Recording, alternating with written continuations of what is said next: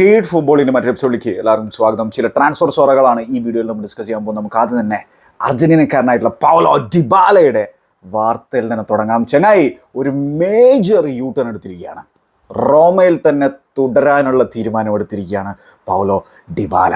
അതും തൻ്റെ ഇൻസ്റ്റഗ്രാം പേജിലൂടെ ചങ്ങായി ഗ്രാസി റോമ, താങ്ക് യു റോമ എന്ന് പറഞ്ഞിട്ടുള്ള ഒരു വീഡിയോ തുടങ്ങുന്നു. അതിൻ്റെ അടിയിൽ നിന്നിട്ട് എഴുതിയിട്ടുണ്ടായിരുന്നെന്ന് വെച്ചാൽ സീ യു ഓൺ സൺഡേ എന്നുള്ളതാണ്. അതായത് ഒരു ഫെയർവെൽ മെസ്സേജ് പോലത്തെ ഒരു സാധനമായിട്ടാണ് നമുക്ക് ആ വീഡിയോ കാണുമ്പോൾ തോന്നുക. പക്ഷെ അങ്ങനെയല്ല, പുള്ളിക്കാരൻ തുടരുകയാണ് എന്നുള്ള കാര്യമാണ് അദ്ദേഹം അതിലൂടെ അറിയിച്ചിട്ടുള്ളത്. കാരണം റോമ ആരാധകർക്കൊക്കെ ഭയങ്കര വിഷമവും കാര്യങ്ങളൊക്കെ ഉണ്ടായിരുന്നു. അദ്ദേഹം പോവുകയാണ് എന്നുള്ള തരത്തിലുള്ള വാർത്തയൊക്കെ കേട്ടപ്പോൾ. മാത്രമല്ല അദ്ദേഹത്തിൻ്റെ കാറിന് ചുറ്റും റോമ ആരാധകർ കൂടി നിൽക്കുന്ന ചിത്രം ഉണ്ടായിരുന്നു. ട്രെയിനിങ് ഗ്രൗണ്ടിലേക്ക് ആളുകൾ വരുന്ന സാഹചര്യങ്ങളൊക്കെ ഉണ്ടായിരുന്നു. ഇപ്പോൾ അദ്ദേഹം നിൽക്കുകയാണെന്ന് പറഞ്ഞിട്ടുള്ള സാഹചര്യത്തിൽ, തുടരുകയാണെന്ന് പറഞ്ഞിട്ടുള്ള സാഹചര്യത്തിൽ അദ്ദേഹത്തിൻ്റെ വീട്ടിലേക്ക് ആളുകൾ പോയിട്ട് നന്ദി അറിയിക്കാനുള്ള ശ്രമം കാര്യങ്ങളൊക്കെ നടത്തുന്നുണ്ട്. കാരണം റോമ ആരാധകരെ സംബന്ധിച്ചോളം അവർക്ക് ഭയങ്കര ഇഷ്ടമാണ് ഈ ചെങ്ങായിനെ. അപ്പോൾ എന്തായാലും ഡിബാല തുടരാനുള്ള തീരുമാനം എടുത്തിരിക്കുന്നു. മാത്രമല്ല ചെങ്ങായി നിരസിച്ചിട്ടുള്ള ഓഫർ എന്ന് പറഞ്ഞാൽ അത് ഭീകരമായിട്ടുള്ളൊരു ഓഫറാണ്. അൽ ഖദീസിയ എന്ന് പറയുന്ന സൗദി ക്ലബ്ബ് ചെങ്ങായുടെ മുമ്പിലേക്ക് ഒരു 3 വർഷത്തെ കോൺട്രാക്റ്റാണ് വെച്ചിട്ടുണ്ടായിരുന്നത്. എത്രയായിരുന്നു സാലറി എന്നറിയോ? 3 വർഷം കൊണ്ട് സൗദിയിൽ നിന്നും 75 മില്യൺ യൂറോസ് മേടിച്ച് പോക്കറ്റിലിടാനുള്ള ഒരു അവസരമായിരുന്നു ഡിബാലയുടെ മുമ്പിൽ ഉണ്ടായിരുന്നത്. അതാണ് ചെങ്ങായി നിലവിൽ നിരസിച്ചിട്ടുള്ളത്. അപ്പോൾ എന്താണ് ഡിബാലയുടെ നിലവിലത്തെ കോൺട്രാക്റ്റിൽ എന്തോ 7.5 മില്യൺ യൂറോസ് എങ്ങാനും അദ്ദേഹത്തിന് പെർ സീസണിൽ കിട്ടുന്നുള്ളൂ എന്നുള്ളതാണ് മനസ്സിലാക്കാൻ കഴിയുന്നത്. അതിലെന്തോ പിന്നെ ബോണസും കാര്യങ്ങളൊക്കെ ഉണ്ട് എന്നുള്ളത് കേൾക്കുന്നുണ്ട്. എന്തായാലും ഇവിടെ ഉള്ളത് ടാക്സ് ഉള്ള പൈസയാണ്, അവിടെ ടാക്സ് ഇല്ലാത്ത പൈസയായിരുന്നു എന്നുള്ള കാര്യം കൂടി ഓർക്കേണ്ടതായിട്ടുണ്ട്. അപ്പോൾ ഈ നവംബർ മാസം എങ്ങാനും വന്നു കഴിഞ്ഞാൽ 31 വയസ്സാകാൻ പോകുന്ന ഡിബാലയുടെ നിലവിലത്തെ റോമ കോൺട്രാക്റ്റിൽ 1 ഇയർ മാത്രമേ ബാക്കിയുള്ളൂ. വേറൊരു സംഭവം, ഒരു ക്ലോസിൽ എന്താണെന്ന് വെച്ചാൽ ആളൊരു 15 മത്സരങ്ങൾ ഈ സീസണിൽ കളിച്ചു കഴിഞ്ഞാൽ അദ്ദേഹത്തിൻ്റെ കോൺട്രാക്റ്റിൽ 1 ഇയർ കൂടി ഓട്ടോമാറ്റിക്കലി എക്സ്റ്റെൻഡ് ചെയ്യപ്പെടുന്നുള്ളൊരു കാര്യമുണ്ട്.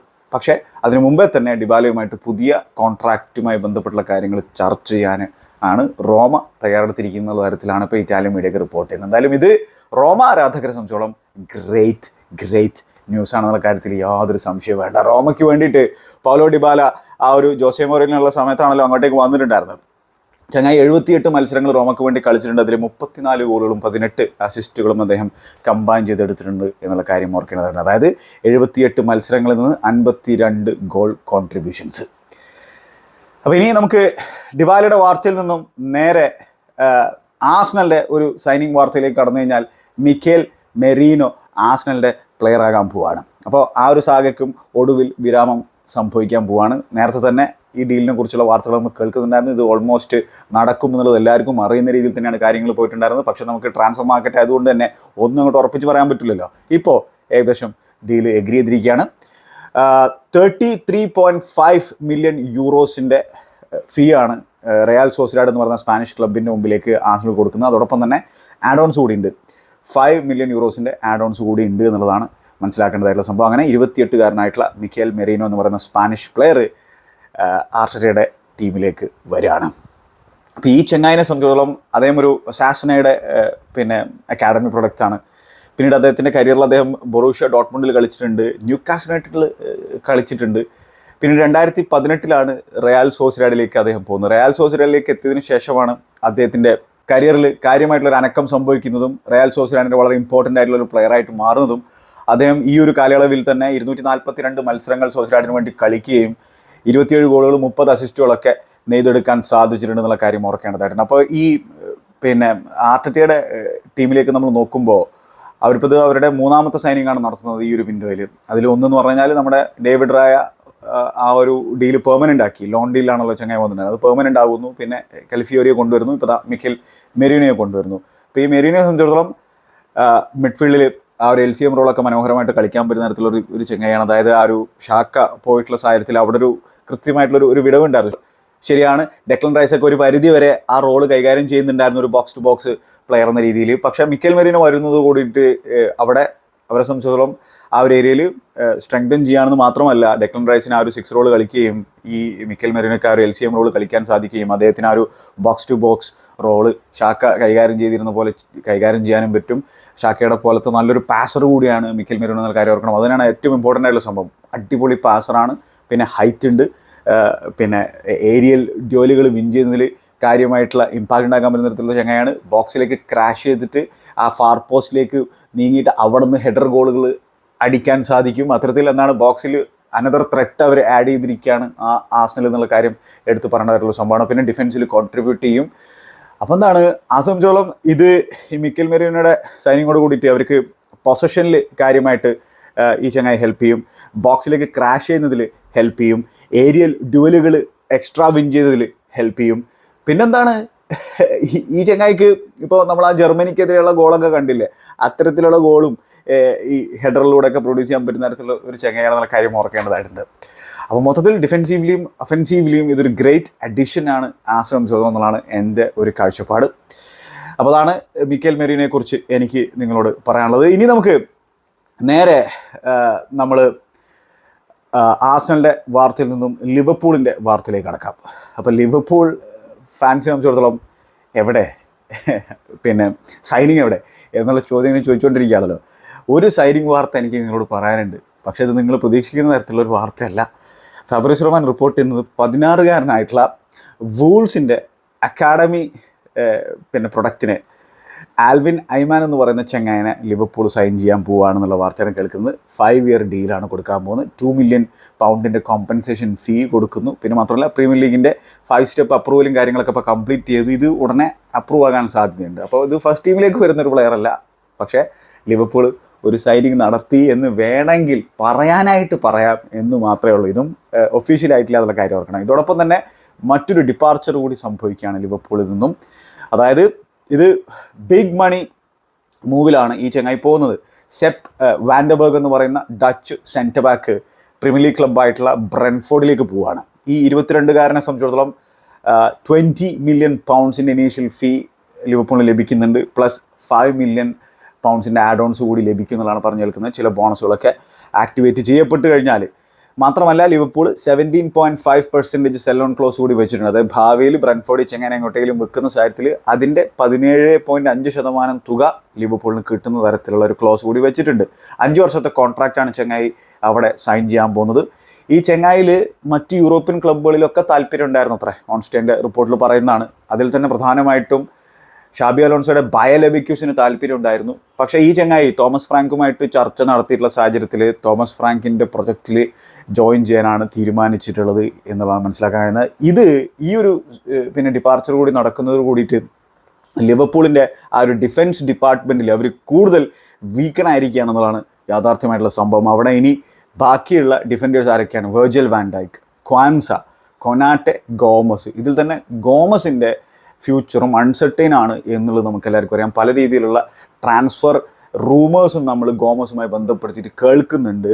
ആ ഒരു ഫസ്റ്റ് മാച്ച് ഡേ സ്ക്വാഡിൽ ഇപ്സ്വിച്ചിനെതിരെ ചെങ്ങായിനെ സ്ക്വാഡിൽ ഉൾപ്പെടുത്തിയിട്ടുണ്ടായിരുന്നില്ല എന്നുള്ള കാര്യം കൂടി ഓർക്കേണ്ടതുണ്ട്. ഇത് സെൻറ്റർ ബാക്ക് ഓപ്ഷൻസിൻ്റെ കാര്യമാണ് നമ്മൾ പറഞ്ഞത്. ഗോമസിനാണെങ്കിൽ റൈറ്റ് ബാക്കൊക്കെ ആയിട്ട് കളിക്കാൻ പറ്റുന്ന തരത്തിലുള്ള ഒരു പ്ലെയറാണ്. പിന്നെ നാറ്റ് ഫിലിപ്സ് പുള്ളിക്കാരനെ വിൽക്കാൻ വെച്ചിരിക്കുകയാണ്. മാത്രമല്ല തുർക്കിയിൽ നിന്നുള്ള ട്രാബ്സ്പെൻസ്പോറിൽ നിന്നുള്ള ഇൻട്രസ്റ്റും കാര്യങ്ങളൊക്കെ നേരത്തെ ഈ വിൻഡോയിലുണ്ടായിരുന്നു. അപ്പോൾ എങ്ങോട്ടേക്ക് അദ്ദേഹം പോകുന്നത് മാത്രമേ ഇനി കാത്തിരിക്കേണ്ടതായുള്ളൂ. വിൽക്കാൻ വെച്ചിരിക്കുന്ന ഒരു സംഭവമാണ്. ലിവർപൂൾ സീനിയർ ടീമിലേക്ക് ഒരൊറ്റ സൈനിങ് പോലും നടത്താത്ത സാഹചര്യത്തിൽ ബ്രെൻഫോർഡ് ആണെങ്കിൽ ഇത് അവരുടെ 4ാമത്തെ സൈനിങ് ആണ് നടത്തുന്നത് എന്നുള്ള പ്രത്യേകതയുണ്ട്. ലിവർപൂളിൽ നിന്ന് തന്നെ കർവാലിയോയെ നല്ല രീതിയിലുള്ള തുക കൊടുത്തുകൊണ്ട് ബ്രെൻഫോർഡ് തന്നെ സൈൻ ചെയ്തിട്ടുണ്ടായിരുന്നു. പിന്നെ അതോടൊപ്പം തന്നെ അവർ കിം എന്ന് പറയുന്ന ഒരു താരത്തെ സൈൻ ചെയ്തിട്ടുണ്ട്. ഇഗോർ തിയാഗോ എന്ന് പറയുന്ന താരത്തെ സൈൻ ചെയ്തിട്ടുണ്ട്. ഈ വാൻഡബർഗ് എന്ന് പറയുന്ന പ്ലെയറിൽ ലിവർപൂളിനെ സംബന്ധിച്ചിടത്തോളം നല്ല പ്രോഫിറ്റ് അവർക്ക് ലഭിച്ചിട്ടുണ്ട്. അപ്പോൾ അത്തരത്തിലുള്ളൊരു സൈനിങ് ആയിരിക്കും അവർ ഉദ്ദേശിച്ചിട്ടുണ്ടാവുക. അതായത് ചെറിയ തുകക്ക് വാങ്ങിയിട്ട് വലിയ തുകക്ക് വിൽക്കുക എന്നുള്ള ഒരു മോഡലിൻ്റെ ഭാഗമായിട്ട് കൊണ്ടുവന്നുള്ളൊരു പ്ലെയർ ആയിരിക്കും തന്നെയാണ് ഞാൻ മനസ്സിലാക്കുന്നത്. എരിഡിവിസിയിൽ നിന്നാണ് 4.5 മില്യൺ പൗണ്ട് എങ്ങാനും കൊടുത്തുകൊണ്ടാണ് 2019 ഈ ചെങ്ങായിനെ ലിവർപൂൾ സൈൻ ചെയ്തിട്ടുണ്ടായിരുന്നത്. പിന്നീട് പല